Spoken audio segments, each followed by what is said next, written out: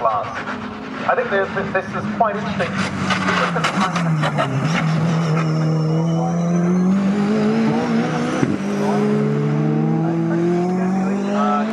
have a car, basically.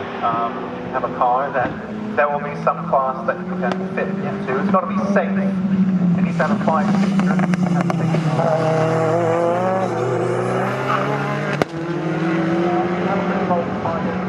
Well, so when it comes to buying your tires, it's not really like this specific tire, which is the Yokohama AD08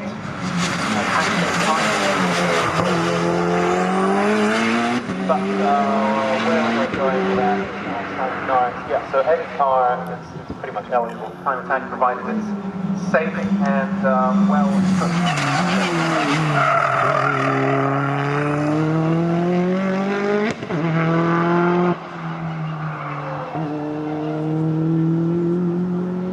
check what tire it is. Running Time Attack. It's usually on the program.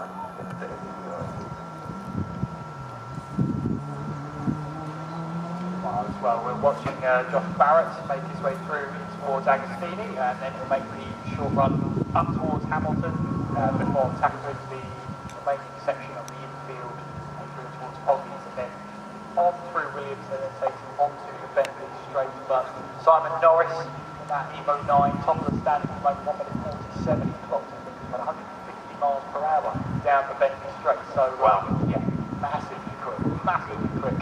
We watch on then with that pace from now making its way through in towards the Bentley straight towards Brundle and Nelson to see what sort of second times that is going to set Barrett 42 seconds on the dot.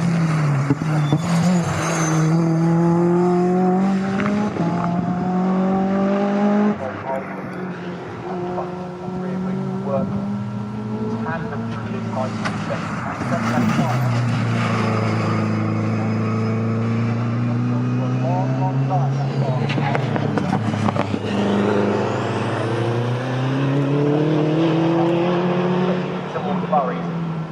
Back onto the power, onwards towards that start finish line, and what that does.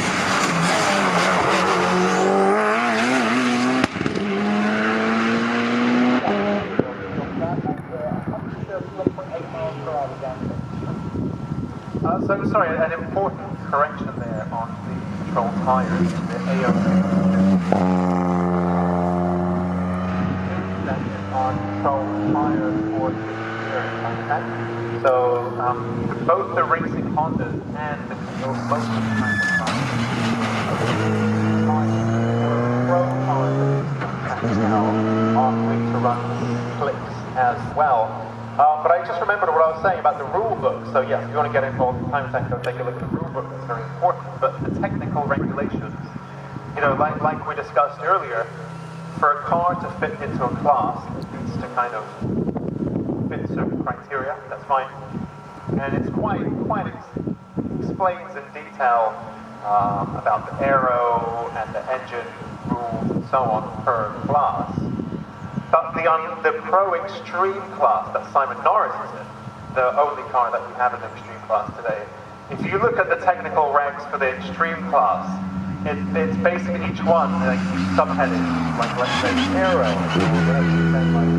there are no issues, or something like that. It's like, just do whatever you want, whatever crazy stuff you want to do,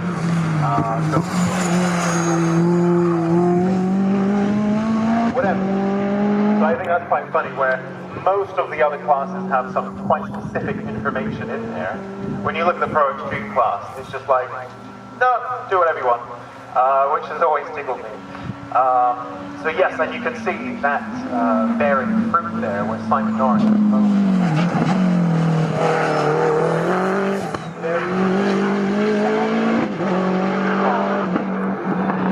Also, thanks to the Lucas Oil live stream, you can also see in the bottom right corner of your screen a QR code to let you vote for your Lucas Oil top driver, your driver of the day. So for those of you following the stream, you can scan that QR code in the bottom right of your screen and go and vote for your driver of the day.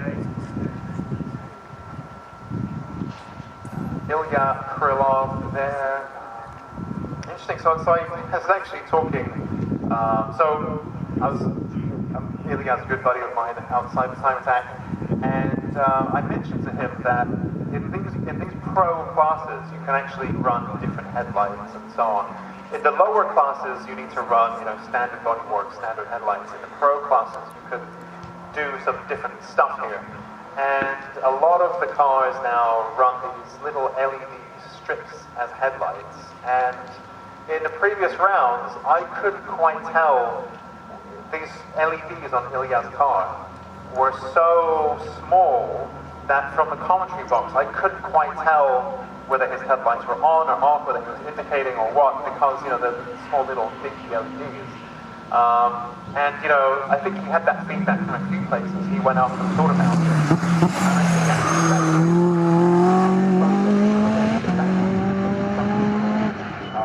Caravan type tail lights, and also of course the big tail light, big brake light along the top of the wing. But the front of his car has got quite a lot of LEDs that I think are actually quite prominent. So I think Time Attack is about this constant evolution and improvement, and even when it comes to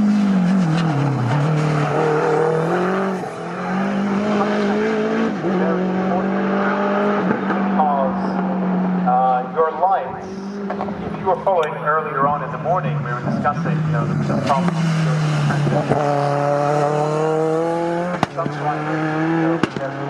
now, but they're quite a lot slower than going on hot lap. And so how do you signal what you're doing to drivers around you? You need those little visual aids, because your brain might take a few moments to estimate the speed of a car ahead. And so if there's a signal on that car as to what it's doing, that might help you more quickly understand whether it's a cool down lap or a hot lap, and so on.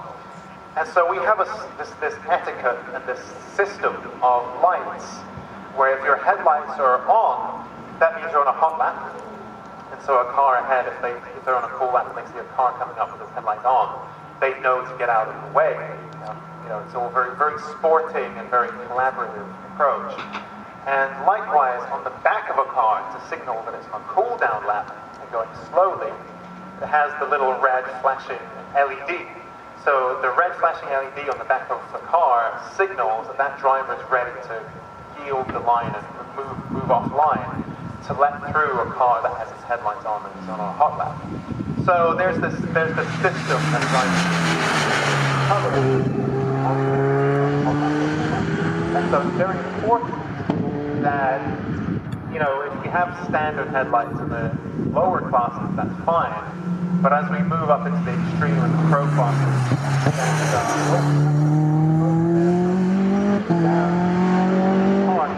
one side, like perhaps there's a tire clearance issue or something like that, because it looked like it wants to pull to one side, and there's a bit of smoke, looked like coming from the front right wheel arch. Not quite sure, I only caught a glimpse of that, but he manages to jump straight into recovery area. So again, Darren Spooner, very experienced Time Attack competitor, so he knew what to do there and managed to park it up. Of course, that's not always possible. It sounds like when I'm saying one driver's doing particularly well at this, that the others aren't. Actually, I think